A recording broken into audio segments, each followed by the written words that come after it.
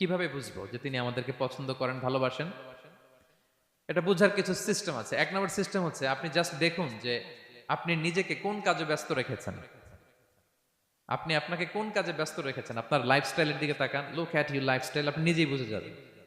আপনি যদি দেখেন যে না, আপনার ভালো, ভালো কাজে আপনার ব্যস্ততা, আপনার এনগেজমেন্ট ভালো লোকদের সাথে, আপনার সার্কেলটা ভেরি গুড সার্কেল, ভালো কাজে আপনার মন টানে, আপনি ভালো কাজ করেন। যদি আপনার কার্যক্রম এরকম হয়, তাহলে বুঝে নিবেন আল্লাহ তাআলা আপনাদেরকে ভালোবাসেন। আলহামদুলিল্লাহ। আর যদি দেখেন না, যত আকাম কুকাম আছে, ওইটার সবার আগে আপনি।